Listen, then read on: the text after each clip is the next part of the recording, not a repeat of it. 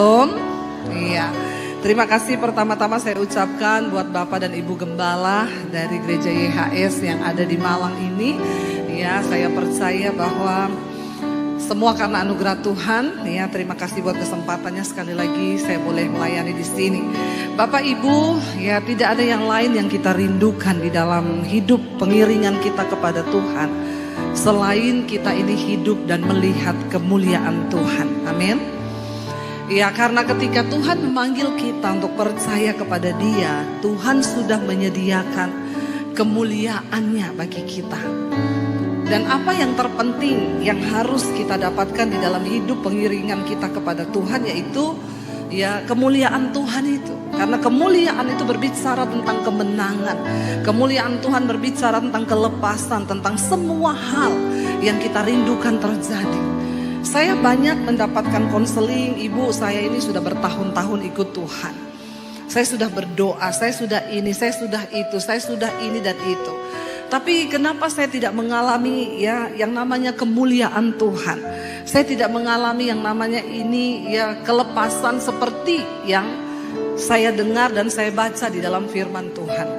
Hari ini kita akan belajar dari kisah hidup bangsa Israel. Bagaimana ketika bangsa Israel mengalami kehilangan kemuliaan Tuhan.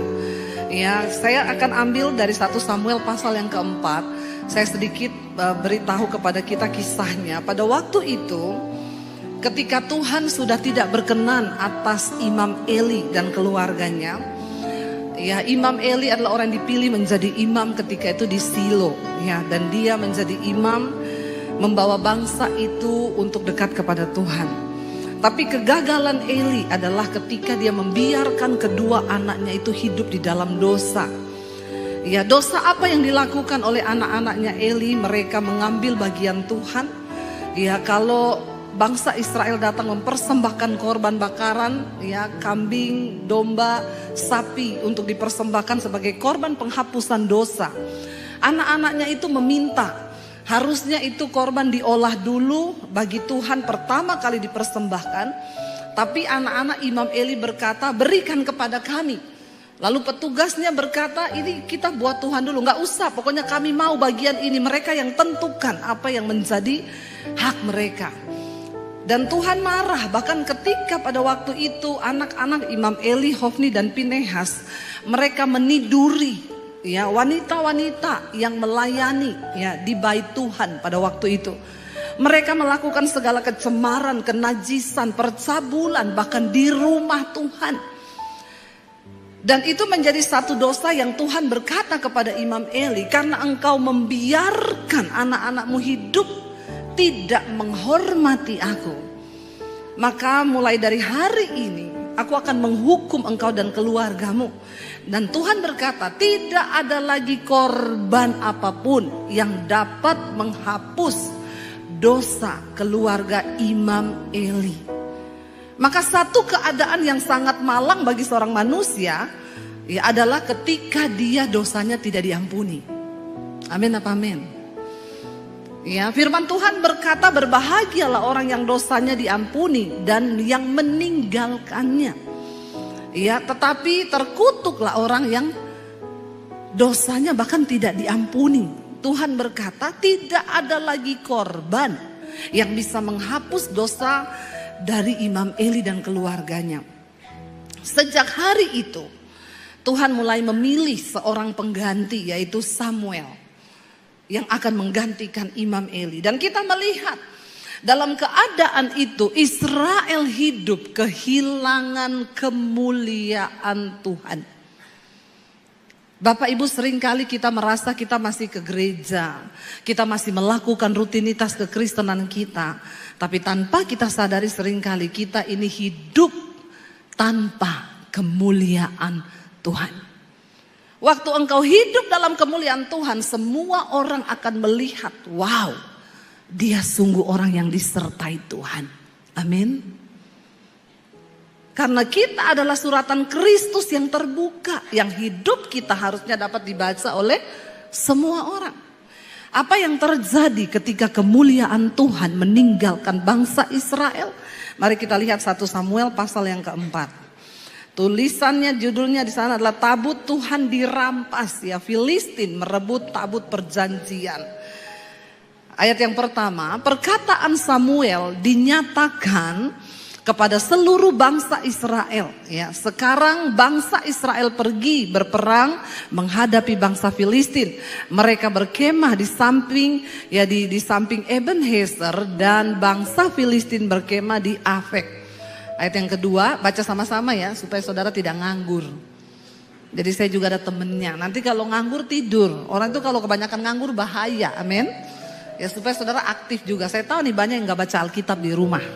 Jadi baca Alkitab di gereja. Yuk baca bersama 1, 2, 3. Bangsa Filistin mengatur posisi barisan mereka untuk menghadapi Israel. Pada saat terjadi pertempuran, bangsa Israel terpukul kalah oleh bangsa Filistin. Mereka menewaskan kira-kira 4.000 orang dari pasukan Israel di medan pertempuran. Israel kalah atau menang? Berapa ribu orang yang tewas? 4.000. Kalah. Israel kalah terhadap orang Filistin. Ayat yang berikutnya, lalu orang-orang itu masuk ke dalam kemah dan berkata para tua-tua Israel, mengapa hari ini Yahweh membuat kita kalah di hadapan bangsa Filistin? Marilah kita membawa tabut perjanjian Yahweh dari Silo ke tengah-tengah kita, agar tabut itu dapat menyelamatkan kita dari musuh-musuh kita.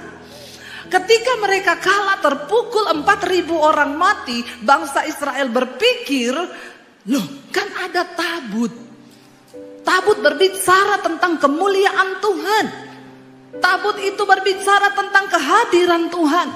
Tabut itu berbicara tentang kemenangan. Tabut itu berbicara tentang kuasa Tuhan yang dahsyat. Kenapa kita nggak ambil tabut itu, lalu kita bawa ke tengah-tengah tempat pertempuran? Mereka percaya kalau tabut itu ada bersama-sama dengan mereka, maka mereka akan mengalami kemuliaan, yaitu kemenangan di medan pertempuran. Apa yang terjadi? Kita lanjutkan ayat yang kelima.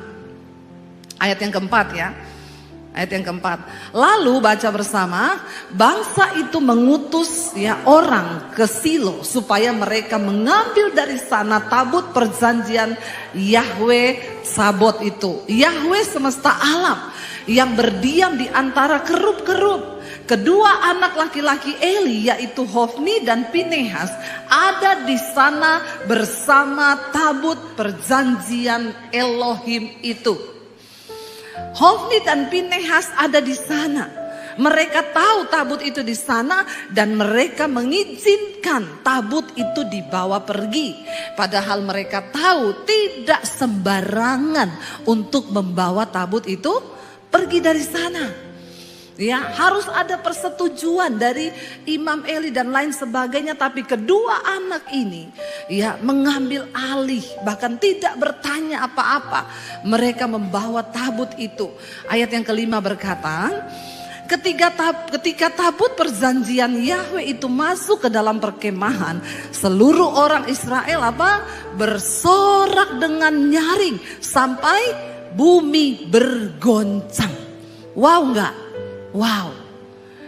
Kenapa mereka bersorak dengan nyaring? Karena mereka berpikir, wow, kemenangan besar akan terjadi. Waktu tabut itu ada, kemuliaan Tuhan datang, maka kita pasti akan menang. Lalu mereka bersorak-sorai sampai bumi bergoncang. Saudara pernah bersorak sampai bumi bergoncang? Rumahmu aja lah, kamarmu aja bergoncang ada? Enggak, kalau di atas kasur bergoncang ada. Kita lompat-lompat teriak-teriak gitu bisa bergoncang-goncang ya. Tapi kayaknya ini teriakan dahsyat banget ya. Sampai membuat bumi bergoncang. Ya, dan apa yang terjadi ketika teriakan besar itu, ketika sorak-sorai itu terjadi, bahkan apa yang saya dapat di sini, saudara, teriakanmu, sorak-sorakmu, sekalipun membuat bumi bergoncang, belum tentu itu menggoncangkan hati Tuhan. Amin. Ya, jangan cuma hebat di gereja waktu nyanyi, kita nyanyi dengan luar biasa. Kita buat iblis gemetar. Ya. Sampai di rumah, iblis buat kita gemetar.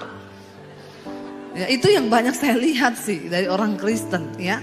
Bukan soal lompat-lompatmu seperti apa. Sekalipun bumi bergoncang karena teriakanmu, belum tentu hati Tuhan tersentuh. Bangsa Israel bersorak-sorai karena tabut itu datang. Tapi mereka tidak sadar bahwa kemuliaan Tuhan sudah tidak ada bersama-sama dengan mereka. Mereka gak sadar bahwa kemuliaan Tuhan gak tinggal lagi dengan mereka. Kita lihat ayat yang berikutnya berkata begini. Bangsa Filistin mendengar keributan dari teriakan itu. Dan berkata, apakah arti keributan dari teriakan dahsyat di perkemahan orang-orang Ibrani itu? Lalu mereka mengetahui bahwa tabut Yahweh telah datang ke dalam perkemahan itu. Orang Filistin penasaran. Apa yang membuat mereka bersorak begitu hebat? Setelah diselidiki, oh ternyata tabut Tuhan sudah dibawa ke perkemahan Israel di medan pertempuran. Lalu apa yang terjadi ketika orang Filistin tahu bahwa tabut itu dibawa? Baca bersama ayat 7. Bangsa Filistin menjadi takut.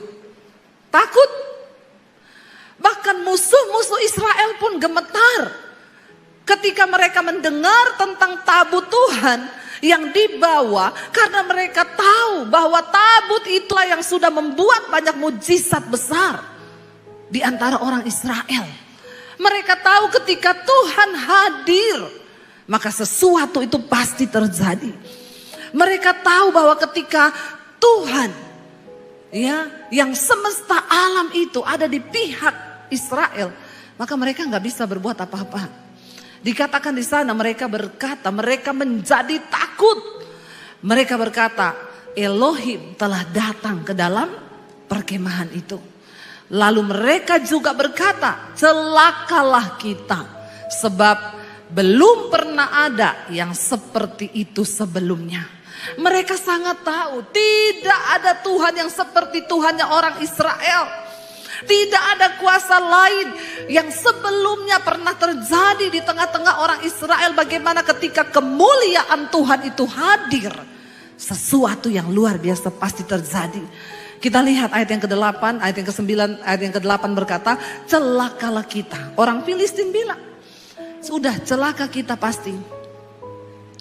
Siapakah yang akan melepaskan kita dari tangan Elohim yang hebat itu? Itulah Elohim yang telah menghajar bangsa Mesir dengan setiap tulah di padang gurun. Mereka mendengar apa yang dilakukan oleh Tuhan ketika Tuhan hendak membebaskan umatnya bangsa Israel. Tulah demi tulah terjadi. Mereka juga tahu bahwa Tuhan yang sama yang menyertai bangsa itu yang sudah membelah laut. Sehingga pasukan Fir'aun mati semua, tenggelam di laut itu. Mereka juga tahu Tuhan yang sama itu, Tuhan yang berjalan bersama-sama bangsa Israel, yang memberi tiang awan ketika panas terik itu datang. Mereka juga tahu Tuhan itu yang memberi sinar, memberi tiang api di tengah malam kegelapan di padang gurun. Mereka tahu Tuhan yang sama, Elohim itu yang sudah menurunkan mana dari sorga. Itulah kemuliaan Tuhan. Itulah kedahsyatan Tuhan. Biar musuh-musuhmu, biar orang lain melihat bahwa hidupmu itu disertai Tuhan. Sehingga mereka akan berkata, wow, sungguh Tuhan yang dia sembah itu Tuhan yang dahsyat. Karena itu jangan biarkan kemuliaan itu hilang dari hidupmu. Kita akan lihat bersama apa yang terjadi. Bangsa Filistin takut, gemetar melihat Elohim datang bersama-sama orang Israel. Lalu mereka berkata begini, kuatkanlah dirimu. Orang Filistin, dia bilang, kuatkanlah dirimu dan bertindaklah berani seperti seorang laki-laki. Memang laki-laki itu harusnya berani. Amin bapak-bapak. Di sini nggak ada laki-laki yang penakut kan? Kalau kau penakut sebagai laki-laki, berhenti jadi laki-laki. Terus jadi apa bu? Cucok meong. Jangan jadi cucok meong ya. Harus bertindak seperti seorang laki-laki yang dewasa, ya. Dan ini bagi kita semua juga di sini. Ya, artinya apa? Spiritnya itu loh yang harus kita ambil. Walaupun kita wanita, kita harus bertindak seperti seorang laki-laki ketika di dalam perjuangan iman. Artinya apa? Laki-laki itu ya lambang dari kekuatan, kedewasaan. Tapi ada yang bilang, Bu, suami saya itu nggak dewasa-dewasa. Memang susah mengukur kedewasaan laki-laki, kecuali ketika dia ada di tukang potong rambut. Kalau dia bayarnya 50.000 itu berarti dia laki-laki dewasa. Karena ada tulisannya dewasa 50.000, anak-anak 25.000. Ya, hanya di situ saja kelihatan kedewasaan laki-laki itu. Waktu dia bayar potong rambut. Tapi di sini tidak, semua laki-lakinya dewasa, amin. Haleluya. Kok aminnya kurang mantap gitu ya. Ya, laki-laki yang dewasa itu menjadi imam yang benar bagi rumah tangganya. Suami yang benar bagi keluarganya. Yang berdiri teguh di dalam firman. Amin Bapak-bapak. Itu adalah tanggung jawabmu. Ya, harus bawa istri dan anak-anakmu takut Tuhan. Kalau engkau saja sebagai seorang imam sudah tidak berdiri benar, maka rumah tanggamu pasti goyang. Orang Filistin berkata, jangan takut, kuatkanlah dirimu, bertindaklah sebagai seorang laki-laki. Hai orang-orang Filistin, supaya kamu tidak menjadi budak orang-orang Ibrani itu. Sebagaimana dahulu mereka adalah budak-budakmu, kamu harus memberanikan diri dan berperanglah. Satu yang membuat orang Filistin menjadi semangat, mereka bilang, jangan sampai kamu kalah dan kamu akan jadi budak. Menjadi budak itu tidak enak. Demikian juga menjadi budak dosa itu tidak enak. Ada banyak orang Kristen yang hidup sebagai budak dosa. Setiap hari dia jatuh dalam dosa yang sama, engkau sedang diperbudak. Hari ini apapun yang memperbudak hidupmu, lepaskan di dalam nama Yesus. Ada orang yang berkata, Bu, saya sukanya selingkuh, Bu. Tapi saya tahu itu dosa, Bu. Tapi saya mau lepas gak bisa-bisa ya, Bu. Saya bilang, ya kamu mau lepas, kamu udah tahu. Itu sama dengan orang bilang gini, saya ini tiap hari jatuh di got, Bu. Tapi saya bingung ya jatuh terus, kenapa? Soalnya saya mainnya deket got. Nanti kalau jatuh di got, yang salah siapa? Got. Ya, kayak ada bapak-bapak di Sulawesi. Istrinya bilang, kalau kau pulang gereja, kau jangan habiskan itu anggur perjamuan, nanti kau mabuk lagi. Dia bilang tidak, nanti kau jatuh di got, saya malu tahu. Setiap kali kamu pulang gereja, kamu mabuk, kamu jatuh di got. Nanti orang datang panggil, Bu itu loh suaminya di got. Dia bilang, saya malu. Suaminya bilang, tenang. Saya sudah hafal di mana itu got. Jadi saya tidak mungkin jatuh di got. Ya, bener. Besoknya pulang gereja orang datang, Bu, suamimu jatuh di got. Dia datang ambil suaminya. Saya kan sudah bilang, Pak, saya itu malu kau jatuh di got terus karena mabok. Keluar kau. Dia bilang, kemarin tidak ada got di sini. Kenapa? Ada got. Siapa yang pindahin nih got ke sini? Nah, yang salah got. Orang itu kalau diperbudak dosa, ya selalu disalahin orang. Ya, jangan engkau mau diperbudak.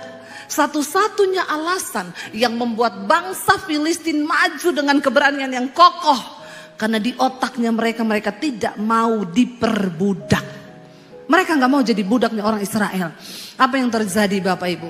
Alkitab berkata, baca bersama ayat yang ke-10. Lalu berperanglah bangsa Filistin itu dan bangsa Israel menang atau kalah?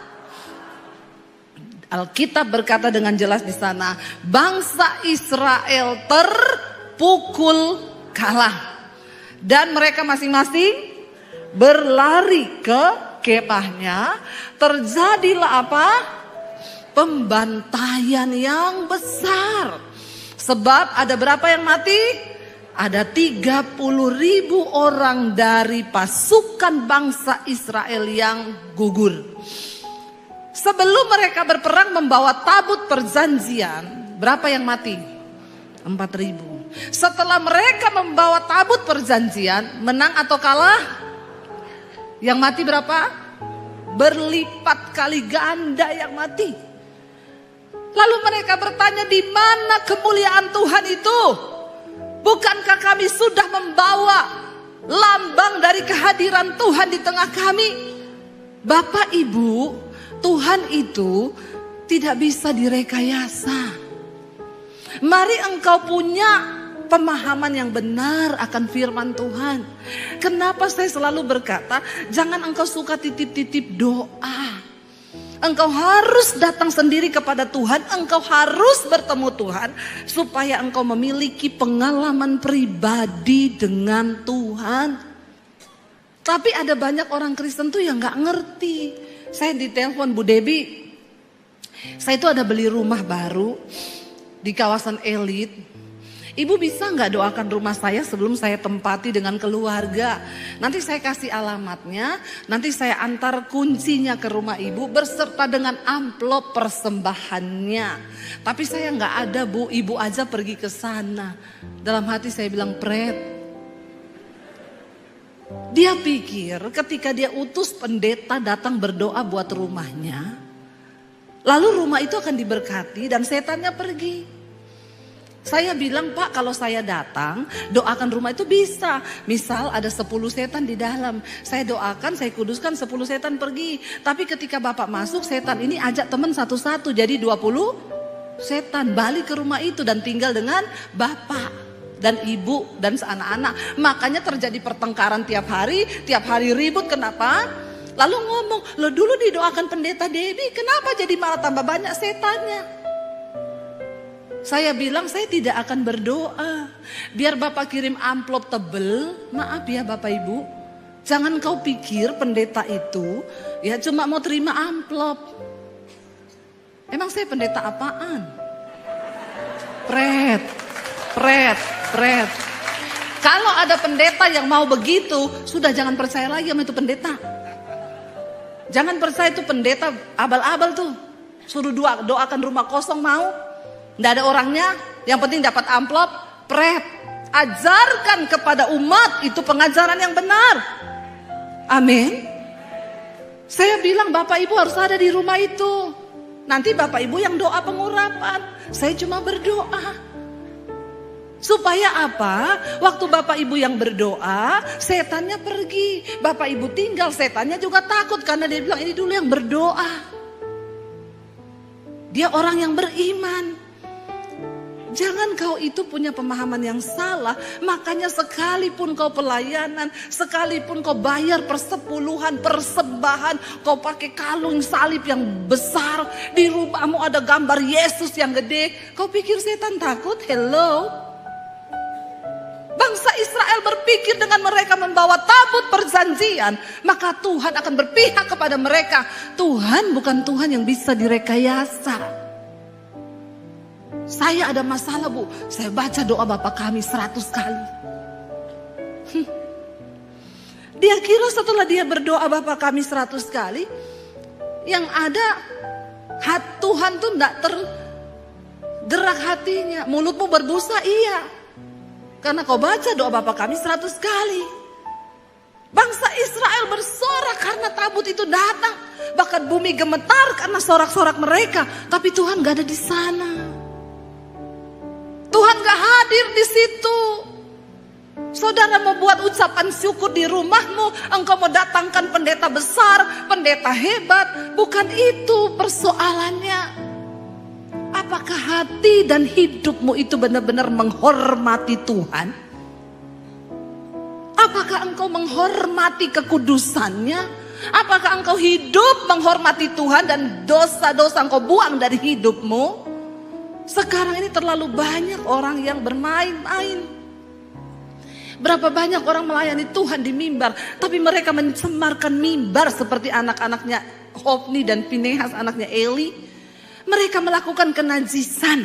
Mereka tidur dengan perempuan-perempuan. Maka saya berkata, hello, engkau para pelayan mimbar, kita bukan gagah-gagahan di sini, ditampilkan di sini, nyanyi-nyanyi, keluar di YouTube, keluar di mana. Kalau hidupmu tidak dalam kemuliaan Tuhan, engkau hidup berzina, engkau hidup dalam kenajisan, engkau melakukan percabulan.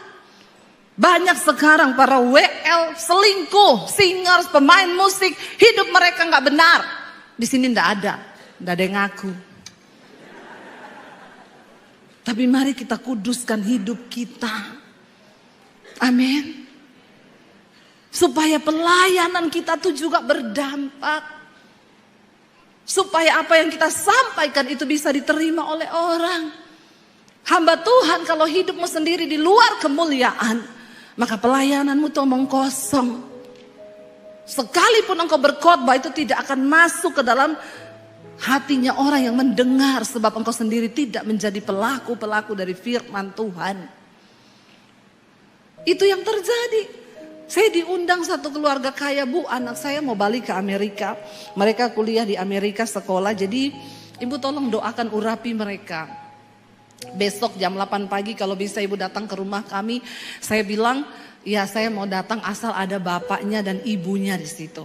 Mamahnya bilang, oh saya pasti ada, Bu, tapi suami saya nggak tahu ya. Kayaknya dia nggak bisa, Bu, karena dia tuh sibuk bisnis, ada meeting, ada kepiting, ada ini, ada itu. Oh, bapak kerja terus sibuk ya, iya. Terus ngundang saya kenapa? Ya supaya anak kami diberkati.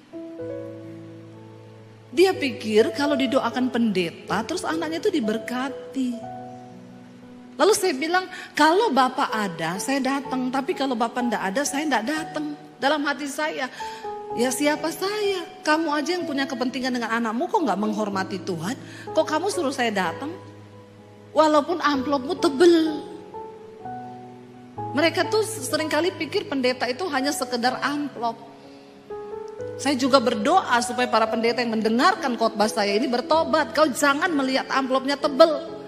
Katakan sesungguhnya yang benar tentang firman Tuhan.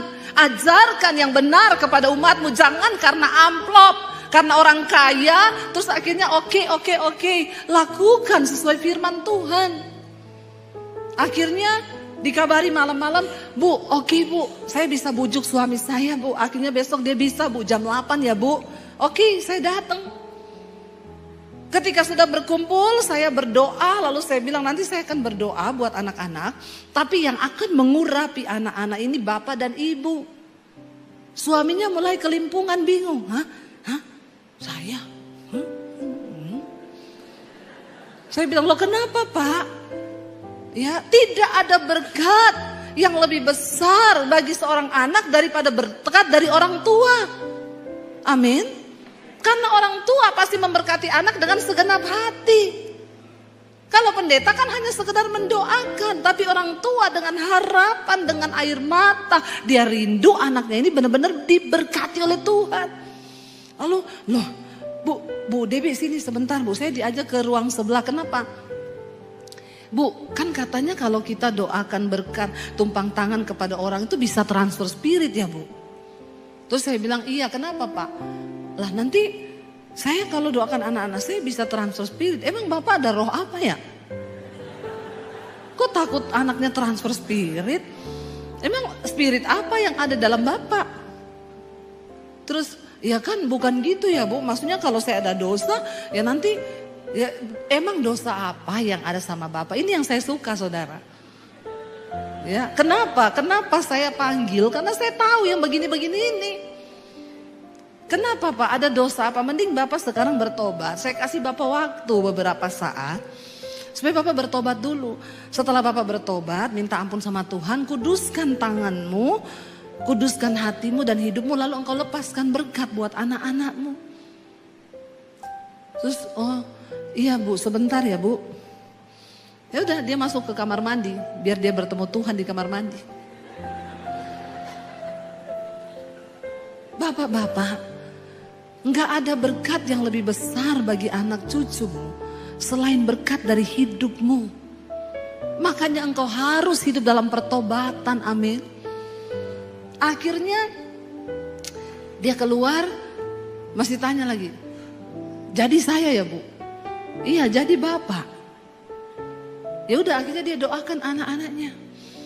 Itu yang benar. Jangan engkau pikir ketika engkau panggil pendeta hebat, terus anakmu diberkati gitu. Tuhan tuh gak bisa direkayasa. Tuhan tuh gak bisa main-main. Kau pikir kau bisa sogok Tuhan? Gak bisa. Karena persembahan hidup, pertobatan itu yang lebih menyenangkan hati Tuhan.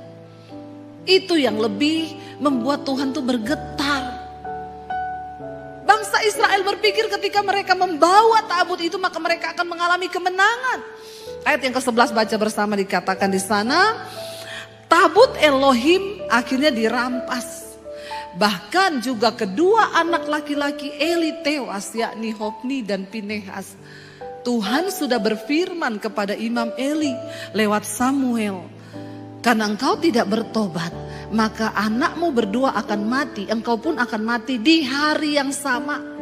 Dan tidak akan ada lagi kakek di dalam keturunanmu, karena kamu semua akan mati. Dan benar terjadi. Ayat yang ke-12, seorang dari suku Benyamin lari dari barisan pertempuran. Orang itu lari, ya, dan dia datang ke Silo pada hari itu juga.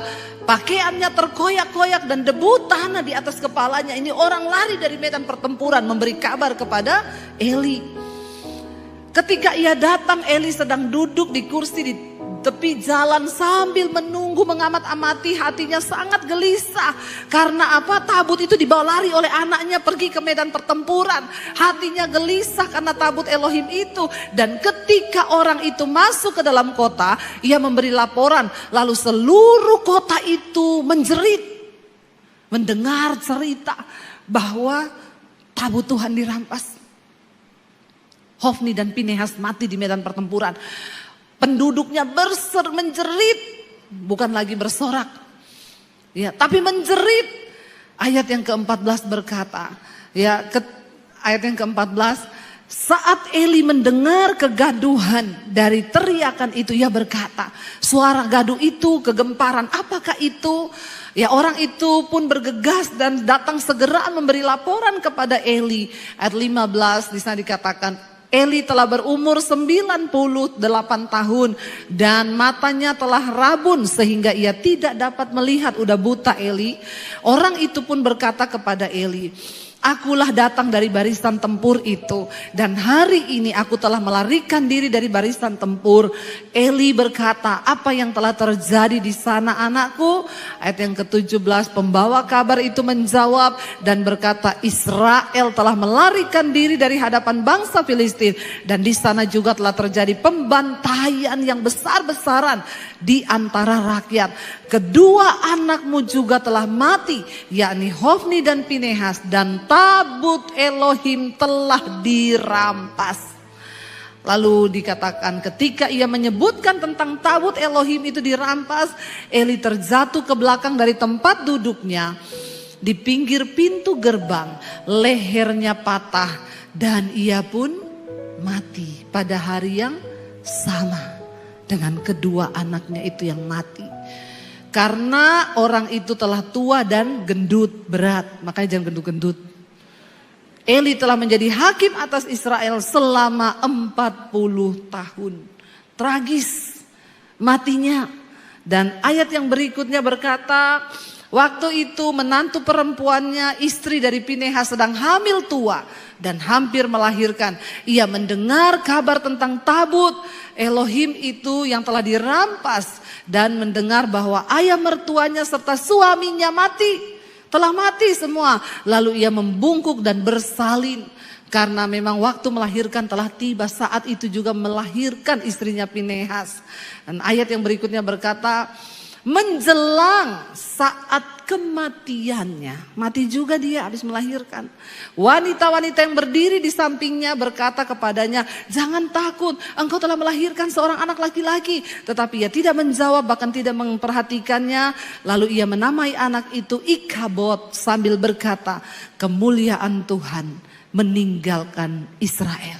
Sebab tabut Elohim telah dirampas dan karena ayah mertuanya serta suaminya telah tiada. Tragis apa yang menimpa bangsa Israel. Ikabod, kemuliaan Tuhan telah meninggalkan. Mari kita berdoa Bapak Ibu. Sebagai orang percaya, anak-anak Tuhan. Mari hidup takut dan hormat akan Tuhan. Tuhan tidak bisa direkayasa. Dia melihat hatimu, dia melihat hidupmu. Kita yang sungguh-sungguh takut akan Tuhan. Mari kita hormati Tuhan. Mari kita mau berkata, Tuhan, kami mau meninggalkan apa yang ada di belakang kami. Dan kami mau mengarahkan hidup kami kepada apa yang di depan. Kita mau katakan di hadapan Tuhan. Kami mau tinggalkan hidup lama kami Tuhan. Kami mau sungguh-sungguh hidup dalam hidup yang baru bersama Engkau.